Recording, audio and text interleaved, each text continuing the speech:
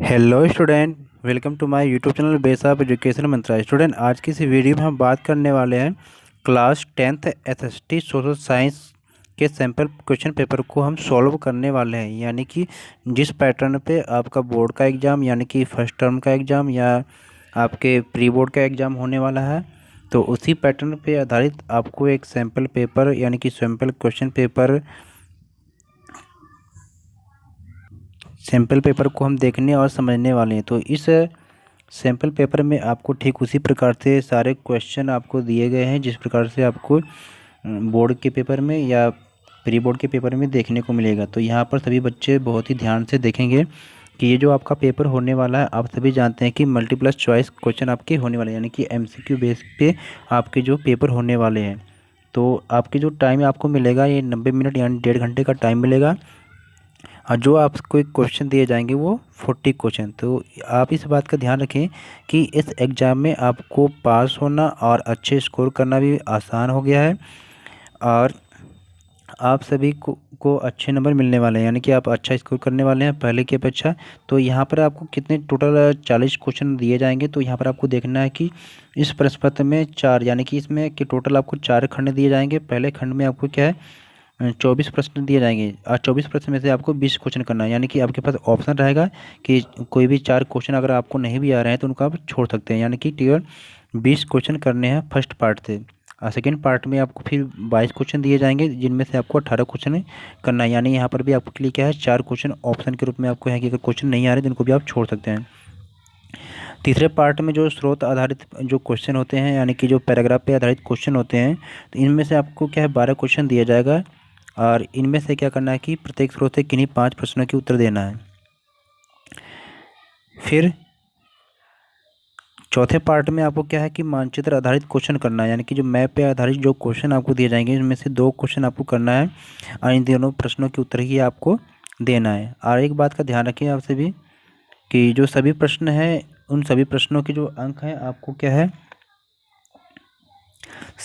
सभी प्रश्नों के अंक समान है। तो इस प्रश्न पत्र के लिए क्या है किसी तरह का आपका नेगेटिव मार्किंग नहीं है, यानी कि जितने भी क्वेश्चन आपको 40 क्वेश्चन है 40 क्वेश्चन आपको करना है। अगर क्वेश्चन आ रहे हैं तो भी, अगर नहीं आ रहा है तो भी आपको 40 के 40 क्वेश्चन करना है। यानी कि अब आपको क्या है स्कोर करना काफ़ी आसान हो गया है। तो चलिए हम इस सैम्पल पेपर के माध्यम से हम अपनी तैयारी को चेक करते हैं। इस सैम्पल पेपर में पूरे जो सिलेबस है उससे कवर किया गया है। तो चलिए हम देखते हैं। ध्यान रखें कि इसको अगर सही प्रकार से आप तैयारी कर लेते हैं तो बहुत सारे ऐसे क्वेश्चन भी आपको देखने को मिल जाएगा जो इसमें से आपको डायरेक्ट पूछे जाएंगे एग्ज़ाम में, क्योंकि जो पैटर्न एग्ज़ाम का है सेम ऐसा ही होने वाला है। तो चलिए हम देखते हैं। तो यहाँ पर आप देख रहे हैं कि फर्स्ट पार्ट में हम करने वाले हैं। फर्स्ट पार्ट में जो आपके क्या है 24 क्वेश्चन दिए गए हैं, इनमें से आपको 20 यानी कि 20 क्वेश्चन को करना है। तो जल्दी हर क्वेश्चन को आप देखेंगे और आप इसकी क्या है रिवीजन करेंगे फास्ट। तो निम्नलिखित में से कौन वर्ण में भूमिगत गुप्त संगठन यानी कि जो यंग यूरोप है इसका संस्थापक कौन था। तो ऑप्शन दिया गया है कि ग्यूसेप गैरिबाल्डी, ग्यूसेप माजनी, और count Cavour, auto von Bismarck. तो यहाँ पर थोड़ा सा हिंदी में होता है कि जब इंग्लिश से हिंदी में जब वो ट्रांसलेट किया जाता है तो कुछ शब्द इधर उधर रहते हैं, तो इसको थोड़ा सा ध्यान रखेंगे आप। तो इसका जो ऑप्शन सही होगा ग्यूसेप माजनी। तो सेकेंड क्वेश्चन हमारा कि निम्नलिखित में से कौन संघ अधिनियम 1707 का जो परिणाम है। तो इसमें आप देखेंगे इस क्वेश्चन का जो राइट आंसर हो जाएगा ऑप्शन बी, यानी कि ग्रेट ब्रिटेन के राज्यों का एकीकरण। क्वेश्चन थर्ड देखते हैं कि निम्नलिखित विकल्पों में से जो जोल्वेरिन के संबंध में जो कथन दिया गया है वो क्या है। तो ये सभी जानते हैं कि जो ये कभी कभी किसी बुक में जेवलिन लिखा हुआ है तो इसे आप देखेंगे। तो ये क्या है, ये एक था, ये प्रक्रिया की पहल पर क्या है एक सीमा शुल्क संघ, यानी कि ये जो है जेवलिन जो दे रखा है ये क्या है सीमा शुल्क का एक संघ है। तो इसे भी आप देखेंगे। क्वेश्चन नंबर 4 है प्यारे बच्चों कि निम्नलिखित में से कौन सा जो देश है जो प्रशिया के साथ 3 युद्धों में शामिल थे जो कि जर्मनी की जीत एवं एकीकरण के साथ क्या समाप्त हुआ था। तो ये जो है ऑप्शन बी है, इसमें ऑस्ट्रिया, डेनमार्क और फ्रांस तीनों थे। क्वेश्चन नंबर 5 दे रहा कि उस विचारधारा की पहचान करें जिसके तहत 19वीं सदी के यूरोप में लोगों ने बाजार की स्वतंत्रता की मांग की थी। तो क्वेश्चन नंबर 5 का जो राइट आंसर हो जाएगा आपका क्या है, उदारवाद। अब इस क्वेश्चन में हमें क्या करना है कि एक्सप्लेन तो ज़्यादा नहीं कर पाएंगे क्योंकि वीडियो लंबी हो जाएगी, तो इसमें हम फास्ट डिवीजन करने वाले हैं। क्वेश्चन नंबर 6 देखेंगे कि फसलों और उनके प्रमुख उत्पादक क्षेत्रों के बारे में सही सुमिलित युग्म चुनिए। देखिए प्यारे बच्चों, आपको करना क्या कि आपके सिलेबस के अकॉर्डिंग आपको तैयारी करनी है। जैसे जो ज्योग्राफी यानी कि जो भूगोल है, भूगोल का पार्ट जो पहला है यानी कि चैप्टर जो फर्स्ट है, इसमें से बहुत सारे क्वेश्चन 1 नंबर वाले बनते हैं। जैसे कि संसाधन के जो प्रकार हो गए हैं, नवीकरणीय अनवीकरणीय, और इनके एग्जाम्पल पूछ सकता है आपसे। मिट्टी के प्रकार पूछ सकता है कि काली मिट्टी किस खेती के लिए उपयुक्त है, और काली मिट्टी को यानी कि काली मिट्टी में जो कपास की खेती सर्वोत्तम होती है, इसको रेगुर के नाम से भी जानते हैं। ठीक इसी प्रकार जलोढ़ मिट्टी के बारे में पूछ सकता है कि भारत में सबसे ज़्यादा विस्तार इसका है, जलोढ़ मिट्टी का है, और इसका जो निर्माण है आपके गंगा, सिंधु और ब्रह्मपुत्र 3 नदियों के द्वारा हुआ है। और इसके 2 प्रकार हैं, बांगर और खादर। तो इस प्रकार से आप तैयारी करेंगे तो सारे चैप्टर को कवर करके जो आपके सिलेबस में दे रखा है, तो आपकी तैयारी अच्छी हो सकती है और आप एक अच्छा स्कोर भी कर सकते हैं। तो चलिए देखते हैं क्वेश्चन नंबर 6 का जो राइट आंसर हो जाएगा, कॉफ़ी और कर्नाटक में, यानी कि जो कॉफ़ी है ये कर्नाटक में होता है।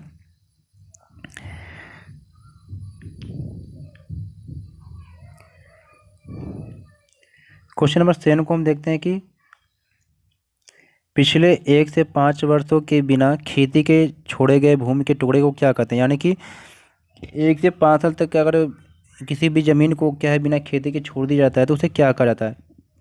तो आप सभी जानिए किसे क्या कहते हैं, प्रतिभूमि कहते हैं। तो क्वेश्चन नंबर जो 8 आपका हो जाएगा कि 1992 में वैश्विक स्तर पर सामाजिक आर्थिक विकास और पर्यावरण संरक्षण पर चर्चा करने के लिए निम्नलिखित में से किस सम्मेलन का आयोजन किया गया था। आप सभी जानते हैं कि जब कि 1922 में जो सम्मेलन हुआ था तो उसमें क्या है कि रियो डी जेनेरियो यानी कि जो ब्राज़ील में है, तो ये 1992 में हुआ था। तो इसे हम पृथ्वी सम्मेलन के नाम से जानते हैं। तो इसमें हुआ क्या था कि सभी राष्ट्रों के जो राष्ट्राध्यक्ष थे यहाँ पर सम्मेलन में भाग लिए थे। तो इसको क्या है, रियो डी जेनेरियो यानी कि पृथ्वी सम्मेलन के नाम से भी जानते हैं। क्वेश्चन नंबर 9 है कि भारत के पास विभिन्न प्रकार की सुविधाओं से युक्त भूमि है। निम्नलिखित में से कौन सी विशेषता यह सुनिश्चित करती है कि कुछ नदियों का बारहमासी प्रवाह पर्यटन और पारिस्थितिक पहलुओं के लिए सुविधा प्रदान करता है। तो आप सभी जानते हैं कि बारहमासी नदियां हम उन्हें कहते हैं जो हिमालय से निकलने वाली नदियां हैं, यानी कि उन नदियों में जो जल क्या है 12 महीने होता है। लेकिन यहाँ पर आपसे पूछा जा रहा है कि कुछ नदियों का बारहमासी प्रवाह क्या आता है, पर्यटन और पारिस्थितिक पहलुओं के लिए सुविधा प्रदान करता है। तो इसमें जो आपका राइट आंसर हो जाएगा आपका पर्वत हो जाएगा, क्योंकि ये जो नदियाँ होती हैं पर्वत से ही निकलती हैं। जो बारहमासी नदियाँ होती हैं जैसे गंगा हो गई आपकी, सिंधु, ब्रह्मपुत्र। क्वेश्चन नंबर 10 था कि निम्नलिखित मानवीय गतिविधियों में से किसी एक ने भूमि निम्नीकरण में महत्वपूर्ण योगदान दिया है। तो सबसे पहले आपको बच्चों यहाँ पर जानना है कि भूमि निम्नीकरण होता क्या है। यानी कि भूमि की जो गुणवत्ता का जो ह्रास होता है उसे हम भूमि निम्नीकरण के रूप में जानते हैं। तो ये जो होता है आपका वनों की कटाई के द्वारा। तो क्वेश्चन नंबर 10 का राइट आंसर हो जाएगा वनों की कटाई। क्यों होता है, क्योंकि इन्हीं के द्वारा क्या है भूमि निम्नीकरण होता है। नहीं तो बाकी जो फसल चक्र होता है इससे कम होता है। रक्षक मेखला होता है कि एक ही क्रम में आप पेड़ जब लगाते चले जाते हैं तो इन्हें हम बोलते हैं रक्षक मेखला। तो ये क्या करता है, वायु की जो गति है इसे क्या है कम करता है या रोकता है।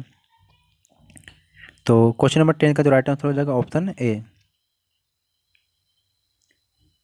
तो क्वेश्चन नंबर 11 आपका क्या है, निम्नलिखित में से किस देश ने अपने संविधान में बहुसंख्यकवाद को अपनाया है। बहुसंख्यकवाद का मतलब होता है जहाँ पर संख्या ज़्यादा हो। तो ये अभी आपने पढ़ा था कि सत्ता की साझेदारी के चैप्टर में, तो श्रीलंका के बारे में। क्वेश्चन नंबर 12 है कि निम्नलिखित विकल्पों में से सत्ता के बंटवारे के महत्वपूर्ण कारणों की पहचान करना है। तो यहाँ पर जो ऑप्शन दे रखा है आपको, उस ऑप्शन में जो आपका सही हो जाएगा ऑप्शन ए, यानी कि सामाजिक आर्थिक संघर्षों को कम करता है। नेक्स्ट क्वेश्चन है कि केंद्र और राज्य सरकार के अलावा बेल्जियम में तीसरे प्रकार की सरकार भी है। तो निम्नलिखित विकल्पों में से इस तीसरे जो प्रकार की सरकार को है आपको क्या करना, पहचानना है। तो जो तीसरे प्रकार की सरकार है तो ये क्या है, सामुदायिक सरकार है। चलते अगले क्वेश्चन की तरफ। तो क्वेश्चन नंबर 14 है कि निम्नलिखित में से कौन सा देश जो है जो कमिंग टुगेदर फेडरेशन यानी कि अर्थात क्या है, साथ आकर संघ बनाने का जो उदाहरण है। तो इस रूप में क्या है, यूएसए यानी कि अमेरिका है। क्वेश्चन नंबर जो 15 आपका है कि निम्नलिखित सरकार के विभिन्न अंगों के बीच शक्ति के बंटवारे को सत्ता का क्षैतिज विभाजन क्या है, क्यों कहा जाता है। तो इसका जो सही कारण जो है उसकी क्या करना है, आपको पहचान करना है। तो इसका जो राइट आंसर होगा ऑप्शन बी, क्या है कि यह सरकार के विभिन्न अंगों को एक ही स्तर पर रखने की अनुमति देता है। तो सभी आपको पता होना चाहिए कि सरकार के कौन कौन से अंग है, विधायिका, कार्यपालिका और न्यायपालिका, ये सरकार के विभिन्न अंग होते हैं और सबके कार्य आपको क्या है पता होना चाहिए कि किसका कौन सा कार्य है। तो क्वेश्चन नंबर जो 16 यानी कि 16 है कि भारत की संघीय व्यवस्था में केंद्र और राज्य सरकारें दोनों को किस सूची के विषयों पर कानून बनाने की शक्ति होती है। तो आप सभी जानते हैं कि प्यारे बच्चों कि सूचियाँ जो 3 प्रकार की होती हैं, संघ सूची, राज्य सूची, समवर्ती सूची। तो संघ सूची के विषयों पर जो कानून बनाने का अधिकार होता है वो केंद्र सरकार का होता है यानी कि सेंट्रल गवर्नमेंट। राज्य सूची के विषयों पे जो कानून बनाने का अधिकार होता है ये राज्य सरकार को होता है। और जो समवर्ती सूची है तो समवर्ती सूची के विषयों पर जो कानून बनाने का अधिकार होता है केंद्र सरकार और राज्य सरकार दोनों को होता है। और कुछ ऐसे भी विषय होते हैं जो इसके बाद बच जाते हैं या कुछ अगर नए शामिल किए जाते हैं या तो उसको हम अवशिष्ट सूची करते हैं। तो इस हिसाब से देखा जाए क्वेश्चन नंबर 16 का जो राइट आंसर होगा समवर्ती सूची, क्योंकि आपसे क्वेश्चन का आंसर ये पूछा है कि केंद्र राज्य सरकार क्या है दोनों मिलकर जो कानून बनाते हैं वो सूची पूछा है, तो ये समवर्ती सूची है। क्वेश्चन नंबर 17 है कि निम्नलिखित में से किस राज्य को भारतीय संविधान के अनुच्छेद 371A के तहत विशेष शक्तियाँ प्राप्त हैं। तो ये आपका राज्य क्या है, नागालैंड है।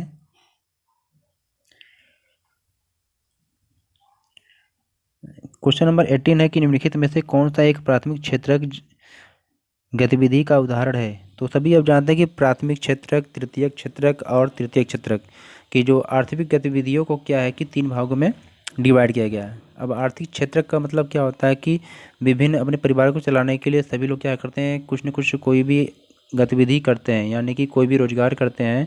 तो अब क्या है, इनको क्या है क्षेत्र में डिवाइड कर दिया गया है, जिसको क्या है प्राथमिक क्षेत्रक, द्वितीयक क्षेत्रक और तृतीयक क्षेत्रक के अंतर्गत इसमें बांटा गया है। तो प्राथमिक क्षेत्रक में आपका कृषि आ जाएगा, पशुपालन आ गया,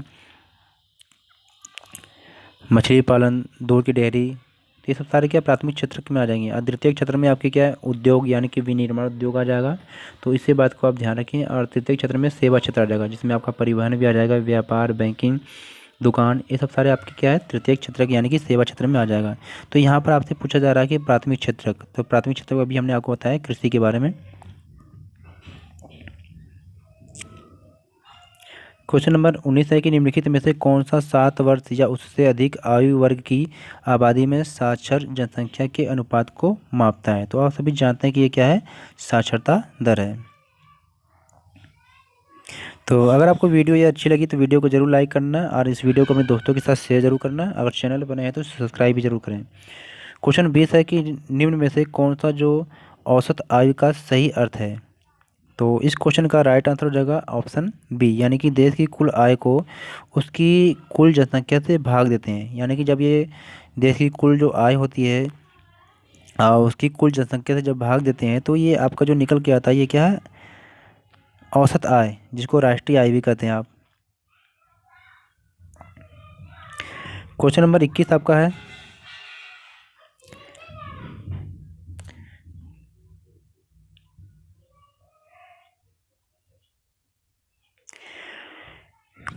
क्वेश्चन नंबर 21 में कह रहा है कि निम्नलिखित में से कौन सा मानव विकास सूचकांक का सबसे अच्छा वर्णन करता है। तो 21 क्वेश्चन का आंसर हो जाएगा ऑप्शन बी, स्वास्थ्य, शिक्षा और आय में सुधार। क्वेश्चन नंबर 22 है कि पर्यावरण क्षरण के परिणाम राष्ट्रीय या राज्य की सीमाओं का सम्मान नहीं करते हैं।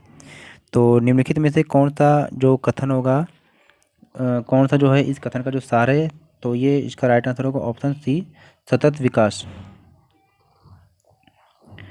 तो क्वेश्चन नंबर 23 है कि निम्नलिखित में से कौन सा उदाहरण जो है संगठित क्षेत्र के अंतर्गत आता है। तो आप सभी लोगों ने देखा होगा कि जब अर्थशास्त्र के चैप्टर सेकेंड को आपने पढ़ा होगा, अर्थव्यवस्था के क्षेत्र को, तो इसमें आपको बताया होगा संगठित और असंगठित दो क्षेत्र, यानी कि दो क्षेत्र होते हैं।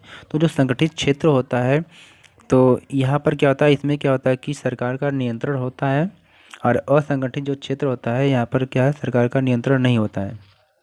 तो जहाँ पर आप सभी जानते हैं कि सरकार का नियंत्रण होगा, तो वहाँ पर कोई एक निश्चित वेतन मिलेगा आपको, कार्य के घंटे भी निश्चित होंगे। और जहाँ पर सरकार का नियंत्रण नहीं होगा, तो वहाँ पर क्या है, वेतन भी कोई निश्चित नहीं रहेगा, और आपको क्या काम के घंटे भी कोई निश्चित नहीं होंगे। तो क्वेश्चन नंबर जो 23 है, इसका जो राइट आंसर होगा ऑप्शन बी, यानी कि सभी रोजगार लाभ प्राप्त करने वाला एक इंजीनियर।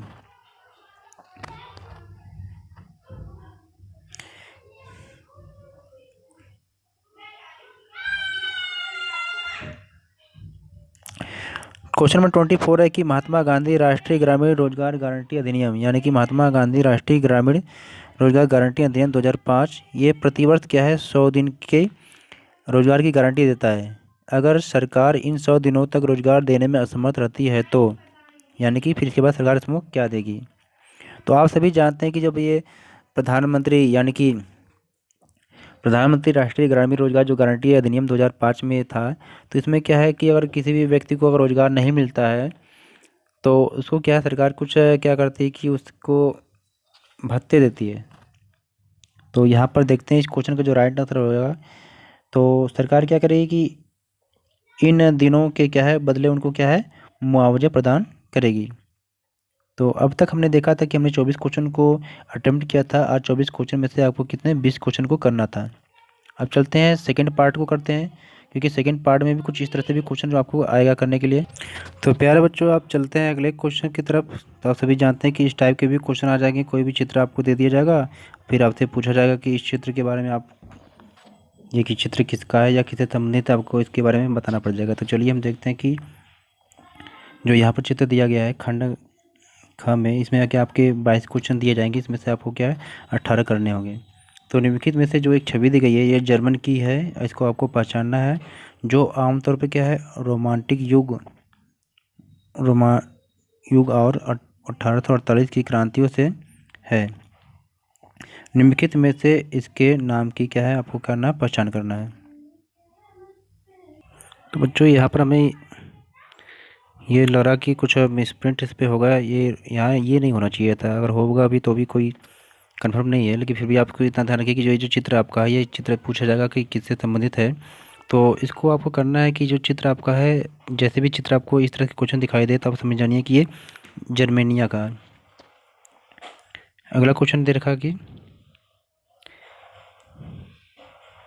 आगे जो क्वेश्चन आपको दे रखा है, इसमें जो दृष्टिबाधित बच्चे होते हैं, इनको क्या है कि प्रश्न संख्या जो 25 के स्थान पर जो है, ये दृष्टिबाधित जो क्वेश्चन है उनके लिए ये करना है।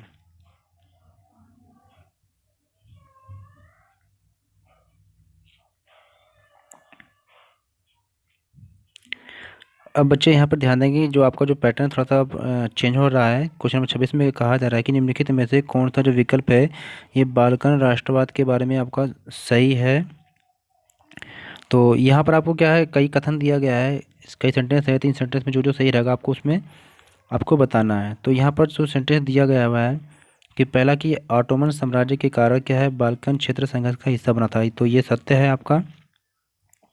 दूसरा था आपका कि इस क्षेत्र में विभिन्न जाति समूह शामिल थे, जिनमें ग्रीक, सर्ब, मोंटेनेग्रो, तो ये भी है। तो इस हिसाब से आपका है पहला दूसरा सही हो जाएगा, यानी कि ऑप्शन ए।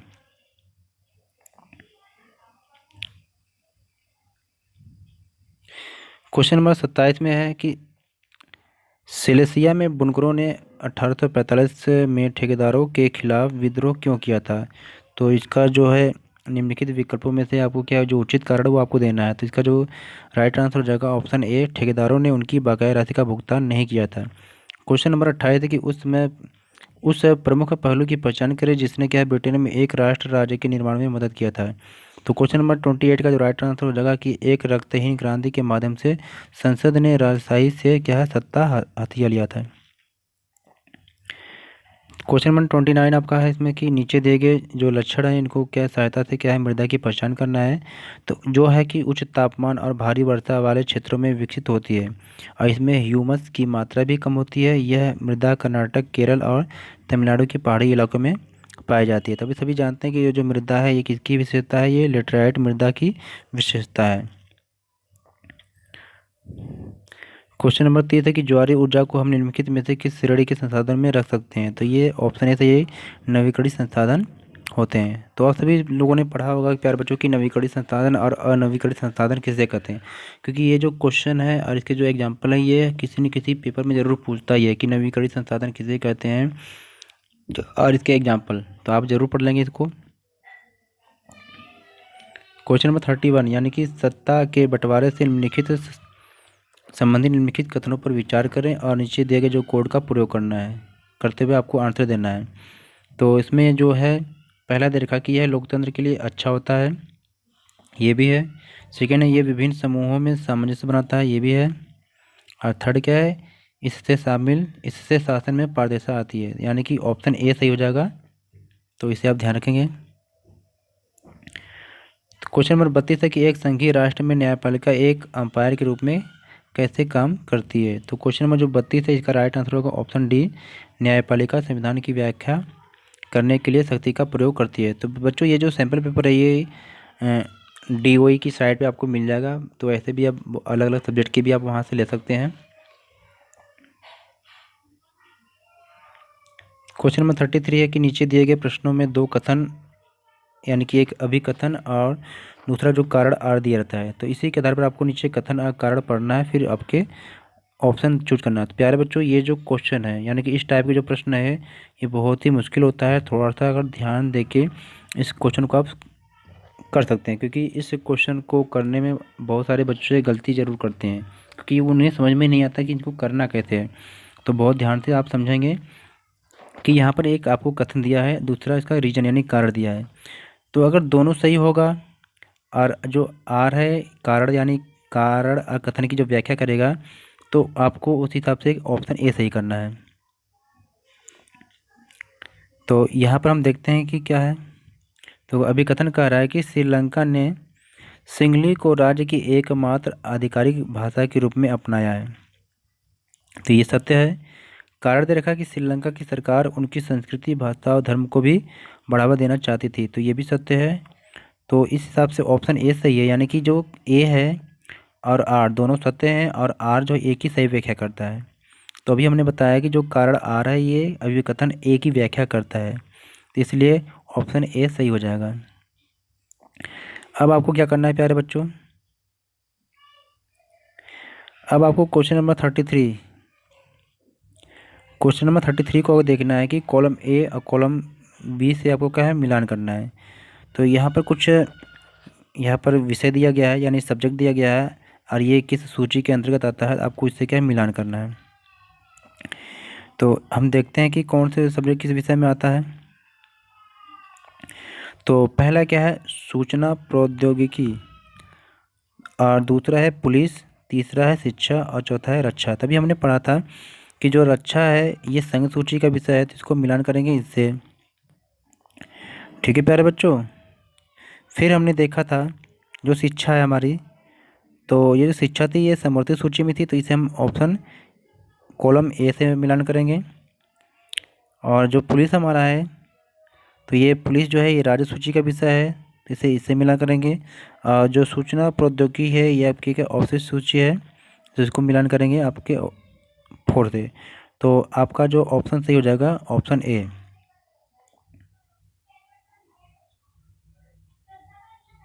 अगला क्वेश्चन है कि अनीता केंद्र सरकार के अधीन किसी पद पर भर्ती के लिए आयोजित परीक्षा में शामिल हो रही है।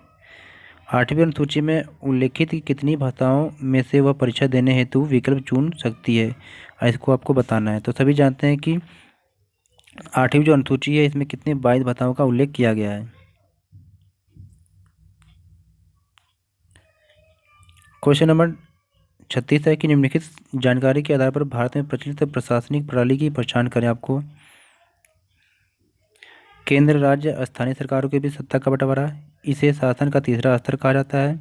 राज्य सरकारों से यह उम्मीद की जाती है कि वे अपनी शक्ति और राजस्व स्थानीय सरकारों के साथ साझा करें। अब इसी के आधार पर आपको क्या विकल्प दिया गया है, संघीय सरकार यानी संघीय प्रणाली, एकात्मक संघीय व्यवस्था, विकेंद्रीकृत प्रणाली, एकात्मक प्रणाली। तो इस क्वेश्चन का जो राइट आंसर होगा आपका क्या है, विकेंद्रीकृत प्रणाली, क्योंकि सारे जो प्रकार हैं ये विकेंद्रीकृत प्रणाली, यानी कि विकेंद्रीकरण का मतलब होता है कि जब सत्ता का कई स्तरों में बंटवारा, कि मतलब कई जगह से शासन किया जाए या कई जगहों में से बांटा जाए तो ये विकेंद्रीकरण होता है। केंद्रीकरण मतलब सभी जगह शासन व्यवस्था एक जगह से किया जाता है तो उसे केंद्रीकरण कहते हैं।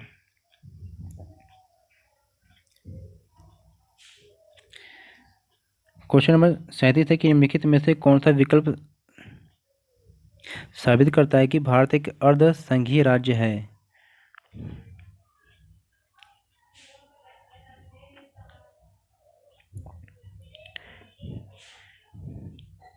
तो केंद्र के पास अधिक अधिकार है, ये सभी जानते हैं कि केंद्र जो हमारा शक्तिशाली है राज्य से।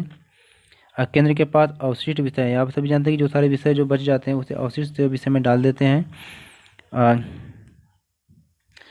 और ये आपका ऑप्शन जो है थर्ड जो है गलत हो जाएगा, क्योंकि केंद्र और राज्य के पास समान विषय नहीं है। और केंद्र के पास मुद्रा और रेलवे हैं, सभी जानते हैं। तो ऑप्शन आपका बी सही हो जाएगा, ऑप्शन बी सही। क्वेश्चन नंबर 38 हमारा है कि भारतीय संविधान में संघवाद के सिद्धांत के बारे में सही कथनों की आपको क्या है पहचान करनी है।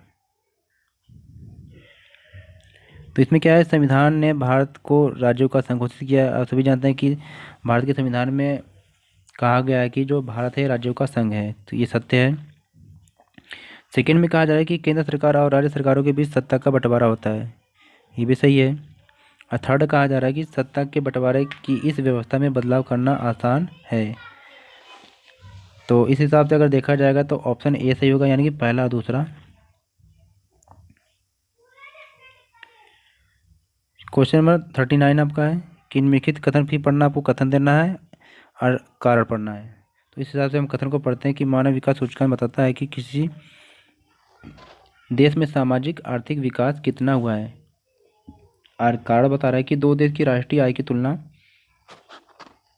मानव विकास के सही व्याख्या करती है। तो इसमें आप देख रहे हैं कि इसमें बताया गया है कि जो इसका जो आंसर है कि यानी कि जो जो कथन आपका है ये सत्य है, हालांकि जो ये आपका क्या है जो रीजन है ये गलत है। तो इसलिए ऑप्शन सी सही हो जाएगा।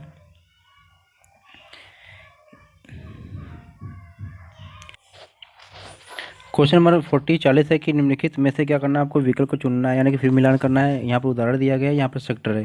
जैसे अभी हमने आपको बताया था कि जो क्षेत्रक होता है प्राथमिक, द्वितीयक और तृतीयक क्षेत्रक है। तो यहाँ पर आपको बताया गया है कि जो जौन सा सही विकल्प होगा आपको उसको चूज करना है। तो जो यहाँ पर कोरियर वाला है ये क्या है, तृतीय क्षेत्रक में आता है, तो ये ऑप्शन क्या है आपका सही हो जाएगा।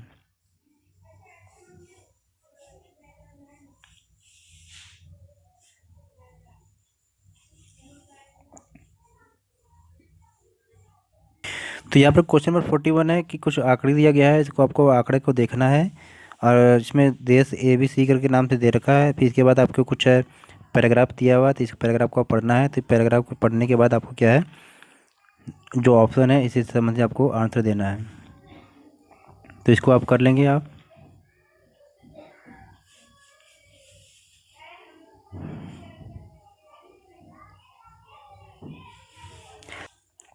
क्वेश्चन नंबर 45 हम देखते हैं कि निम्नलिखित में से आपको वही कथन कारण वाला पढ़ना है। चलिए देखते हैं कथन क्या है कि पूरी दुनिया में कच्चे तेल का भंडार कम हो रहा है, हमें इसके लिए क्या अस्थायी विकल्प खोजने की ज़रूरत है। कारण दे रहा है कि तेल और पेट्रोल की कीमतें दिन ब दिन क्या बढ़ती जा रही हैं। तो ये कथन ए भी सही है, कथन बी भी सही है, लेकिन जो ये कथन जो कारण आ रहा है ये एक ही सही व्याख्या नहीं करता, यानी कि एक दूसरे से रिलेटेड नहीं है। तो ऑप्शन बी सही हो जाएगा आपका। अगला क्वेश्चन हमारा दे रखा कि एक जो आदमी है खाद्य प्रसंस्करण फार्म पर कार्यरत है, जहां उसे बहुत अधिक क्या है शारीरिक कार्य करना पड़ता है। उनकी पत्नी और बेटी भी हर दिन खेत में उनके कामों में क्या है, उनकी मदद करती है, या किस प्रकार के बेरोजगारी के आएंगे। तो सभी जानते हैं कि जो बेरोजगारी, इसे क्या हम प्रचंड बेरोजगारी भी कहते हैं, कि जैसे कि एक खेत में अगर 2 व्यक्ति काम कर रहे हैं तो उत्पादन जितना हो रहा है उसमें अगर 5 व्यक्ति भी लगा दिया जाएगा तो भी उतना ही उत्पादन होगा। तो जो अतिरिक्त व्यक्ति आएंगे वो क्या है, इस तरह की बेरोजगारी के अंतर्गत आ जाएंगे। अब हम चलते हैं कि पैराग्राफ यानी कि स्रोत आधारित प्रश्न को देखते हैं कि 6 प्रश्न हैं, इनमें से आपको क्या है 5 करने हैं।